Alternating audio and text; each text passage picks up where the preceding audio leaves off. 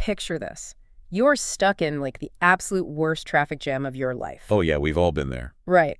You are gripping the steering wheel, your knuckles are completely white, you are laying on the horn, and you're just screaming at the windshield. Just furious at all the cars in front of you. Exactly. You are wondering why nobody is moving.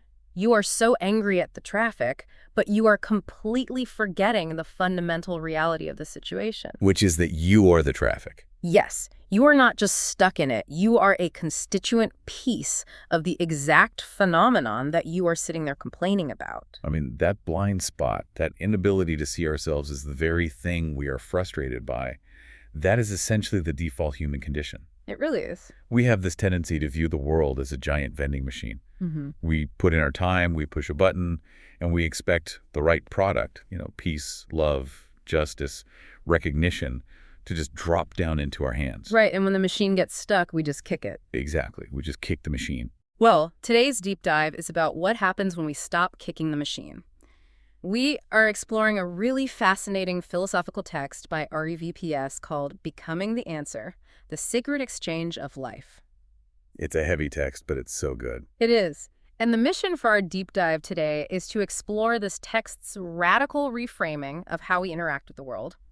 We're looking at a complete shift from being passive receivers of the world's goods to becoming active contributors. Yeah, the author's basically asking a very uncomfortable question. Super uncomfortable. They're asking, what if the very thing you are desperately demanding from the world right now is actually a hidden responsibility you've been actively avoiding? Okay, let's unpack this, because that is a massive reframing of human desire. It really is. The text takes our deepest, our most painful complaints about the world, and it just flips them completely. Yeah. Instead of viewing a complaint as, like, evidence of the world's failure, the author suggests we view it as a signpost for our own unexpressed potential. So it challenges the assumption that the world is this separate entity that owes us something. Right.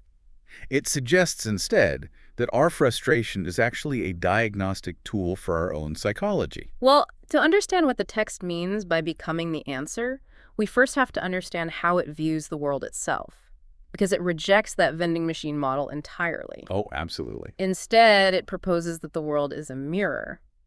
But this isn't a mirror that just shows you your physical reflection or even your desires. No. The text asserts that the world shows us what we have not yet released. What's fascinating here is how the mechanics of this idea work when you break them down. I mean, psychologically, we are very familiar with the concept of projecting our insecurities onto others. Sure, yeah. Projection is a classic concept. But this text argues we also project our withheld gifts. And the author gives very specific examples of this. Yeah, like if an individual looks at their community and says, the world is just not loving enough, the text challenges that observation with a deeper question. It asks, where have I been sent as love? Or if someone is chronically frustrated by a lack of recognition, the text suggests they might actually be hoarding a capacity to recognize and uplift others. Yeah. They might be carrying a gift they're just too afraid to fully offer. Let's ground this in a really mundane, everyday scenario for a second. Imagine you share a kitchen, maybe with roommates or at an office. Oh, the classic office fridge dynamic. Exactly. So you march up to the refrigerator, you yank the door open, look at the empty shelves, and loudly complain, there's no food in here, nobody ever stocks this fridge, this is ridiculous. Right. But then you look down at your hands and you realize you were holding 3 heavy bags of groceries. You had the resources the whole time. You had them the whole time, you just hadn't stocked the fridge yourself yet. So your complaint about the empty space was actually just a confession of your own failure to contribute to it. If the world is a mirror, are our complaints essentially just confessions of what we are withholding? What's fascinating here is how this perspective shifts the locus of control entirely back to the individual. It turns a passive complaint into an active responsibility. Because the indignation in that fridge scenario, that is the key. Yeah, the indignation. We feel most indignant about the missing elements in our environment that we are uniquely equipped to provide. When someone complains, the world has no peace, the text suggests the mirror is asking, where have you been sent as peace? Right. When someone says, nobody takes the time to understand me, well, The underlying reality might be that they have entirely stopped taking the time to deeply understand anyone else. So it takes that passive energy of frustration, which usually just breeds resentment, and it redirects it into personal agency. Exactly. It's a radical kind of accountability. And the text points out why we do this. I mean, we don't usually withhold love or kindness or peace because we are inherently malicious. No, we withhold things because we've been hurt. Right? We do it out of self-preservation. You ask for kindness because you feel wounded, but that very wound is the excuse you use to keep your own kindness locked away. And this is where I really have to push back on the text, or at least play devil's advocate for you, the listener. Fair enough. Because applying this to a petty office fridge dispute is one thing, Right. but applying this to profound trauma or systemic injustice feels entirely different. Of course. If someone is experiencing deep generational poverty or systemic abuse, telling them, well, the world is a mirror, you just need to be more just or provide more abundance, I mean, that sounds borderline toxic. It sounds like victim blaming. It does sound like that at first glance, yeah. So how does the text reconcile the reality of systemic oppression with this mandate to just give more? Is it incredibly unfair to just say, well, you just need to be more peaceful? It is the most vital question to ask when dealing with philosophy like this, and the author explicitly anticipates it. The text draws a hard line to avoid toxic positivity. Yeah, I feel so. Well, the source states clearly, and I will just quote the specific language here. It says, "This does not mean people should not ask for help. It does not mean pain is imaginary. It does not mean injustice should be accepted silently." Okay, that's an important distinction. He goes on to say the wounds of humanity are real. The cries of people are real. So the text is not arguing that an abused person is responsible for their own abuse, or that systemic inequality is just a spiritual illusion you can meditate your way out of. So it validates that the pain is crucial. It acknowledges that the need for healing, fairness, and shelter are legitimate human needs. Absolutely. But if you are in that dark place, and the text says your pain is real, how does it still demand that you be a contributor? Because when someone is totally depleted by injustice, asking them to circulate their gifts feels like asking someone dying of thirst to water the garden. The nuance lies in the difference between acknowledging a need and adopting a permanent posture of demand. The author points out that the real danger is when we become only receivers. Only receivers. Right. Even in the depths of trauma or systemic disadvantage, completely surrendering your agency to the environment, believing that you are utterly powerless until the world decides to fix you.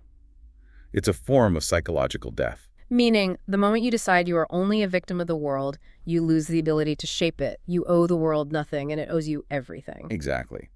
The text argues that we are not merely visitors in this world, just passively enduring whatever happens. We are active expressions of life. We are expressions of the source. Yes. The world we are complaining about is entirely shaped by the human beings living in it. Therefore, if you are part of humanity, you inherently contain part of the answer to humanity's problems. So reclaiming even a tiny sliver of agency shifts you out of that trap. Right. Choosing to offer a moment of grace or organizing against an injustice rather than just suffering under it, it shifts you out of that receiver-only trap. So the message is, fight the injustice, demand the systemic change, ask for the shelter you need, but never let the hardship convince you that you have nothing left to give. Beautifully said. You aren't just a child of life waiting to be fed. You are a channel through which life operates. But let's look at the psychology of why this is so difficult. Well, let's get into that. Because if our pain is real, and yet we still possess this capacity to contribute and change our environment, why do we get so stuck? Yeah. The text talks about a collective waiting game, which feels like a very accurate diagnosis of modern society. The waiting game is essentially a breakdown in psychological safety. Mm-hmm. According to the text, we hold back because we are waiting for the external environment to guarantee our safety before we drop our internal defenses. Right. We want proof first. People wait for the world to become universally kind before they stop acting selfishly. They wait for politics to become honest before they stop being cynical. They want to guarantee their vulnerability will not be exploited. And from an evolutionary standpoint, that makes perfect sense. You do not lower your shield until you know the arrows have stopped flying. Exactly. It's a survival mechanism. It's like, I will be generous as soon as I see proof that nobody is going to take advantage of me, or I will play by the rules as soon as I see my competitors playing by the rules. We are all basically waiting for someone else to take the first risk. But the text dismantles the logic of that survival mechanism. It argues that transformation can never begin when the whole world changes. because the whole world doesn't actually exist as a single entity that acts all at once. It's just an aggregate of individuals. Right. The world is just individuals. Therefore, transformation only begins when one part of the world, meaning you, the listener, remembers what it is and acts first. You cannot wait for the whole to change before you change because you are the material the whole is constructed from. Yes. And the text introduces this really evocative concept called the sacred exchange of life. I love this part. It illustrates this waiting game by pointing out that people are constantly asking the world for a harvest, but they refuse to cultivate the soil. They're demanding fruit, but they will not plant a single seed. Or they ask for shade, but they refuse to grow into trees. Yes. They demand light, but they hide their own flame. It highlights the inherent absurdity of human relations. We are trapped in this standoff, demanding the end product of a biological and spiritual process while refusing to participate in the process itself. Which brings us right back to the traffic jam analogy. Oh, right. If everyone in that jam is waiting for the cars ahead of them to accelerate before they take their foot off the brake, nobody moves. The deadlock is absolute. Everyone is just honking. Right. The only way traffic clears is if individual nodes in that system begin to move, creating space. And here's where it gets really interesting. Okay. The text doesn't just rely on abstract philosophy to prove this point. It anchors the argument in nature, in biology, to prove that we are physically and ecologically designed to break this deadlock. The biological metaphors the author uses are deeply intentional. The text points out that a river does not drink itself dry, right? It exists to flow. It flows, yeah. The sun does not beg the solar system for light. It just burns and radiates. A fruit tree doesn't consume its own apples. It drops them to nourish the soil and propagate. And the most visceral example the text uses is the human heart. It points out that the heart does not keep the blood for itself. It pumps it out. It circulates life through the entire body. So what does this all mean? Well, the mechanics of that circulation are the key to the survival of the entire organism. Yeah. In biological terms, if a cell decides to stop participating in the sacred exchange, if it begins hoarding resources, refusing to undergo apoptosis, and just endlessly consuming without contributing to the organ it belongs to, we actually have a medical term for that. What is it? We call it a tumor. Cancer is essentially a biological entity adopting a receiver-only mindset. Oh, wow. That is a chilling parallel. So if the heart hoarded all the blood, the whole body would die, including the heart itself. Yes, exactly. Is the text arguing that holding back our inherent gifts because we feel slighted is actually a form of spiritual self-destruction? Yes. If we connect this to the bigger picture, the text frames this as the sacred paradox. What we desperately seek from the whole is exactly what the whole placed inside of us to return to it. We are designed to be conduits for what the author calls source power. Let's unpack source power for a second, because that term can sound a bit like mystical jargon. It can, yeah. But in the context of this text, it doesn't seem to mean magic. It reads more like the fundamental evolutionary drive of interconnected systems. It's the human capacity for agency, empathy, and creation. That deep ecological reality that everything sustains everything else. That is the precise mechanism. Source power is the animating energy of connection and contribution. The biological rule perfectly mirrors the spiritual rule outlined in the text. Which is? When a component of a system holds back what it is meant to provide, the entire system degrades. But when it releases its capacity, the whole expands. Human beings are simply not architected to only receive. So if you hoard the very talent, love, or insight you're meant to give, your own psychology stagnates. It radically shifts how we're supposed to view our own potential. The text suggests that the thing you desire most from the world might actually already be inside you as a calling. That's powerful. What you are asking life to give you may actually be the very thing life gave you to express. It really transforms the world from this hostile place of unfulfilled demands into a place of profound revelation. The world reveals our true nature back to us. It shows us what we value, what we are terrified of, and what we are secretly capable of becoming if we just stop waiting. Yeah, that brings the text to its ultimate and frankly quite demanding checkpoint. It moves from philosophy into immediate practical application. Right, the real world stuff. The author states that a prayer for peace is entirely useless unless it becomes peaceful conduct in your daily life. A prayer for peace must become peaceful conduct. Yes, a prayer for abundance must become creative service. A prayer for justice has to become fair treatment of the people around you.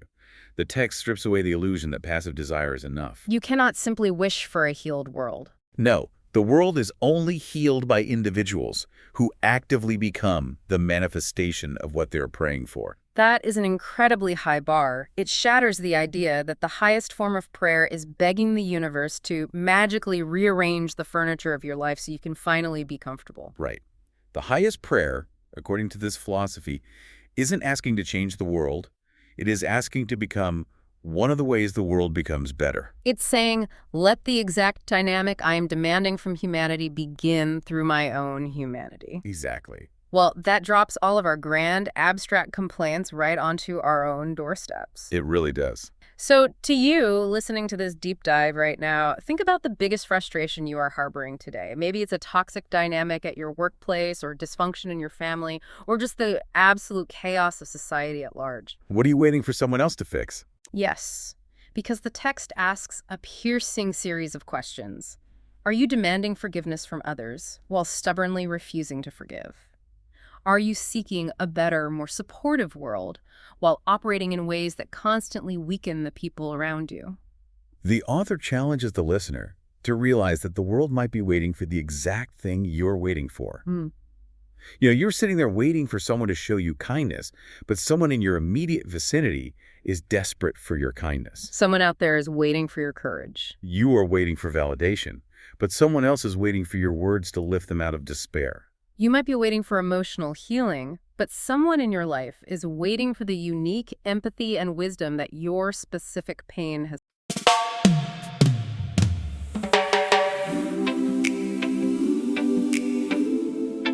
Everybody wants to be heard, but are we listening?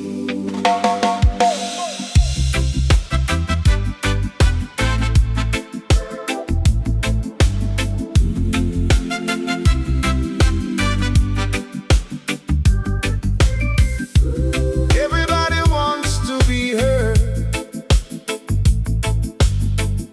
but nobody's listening anymore.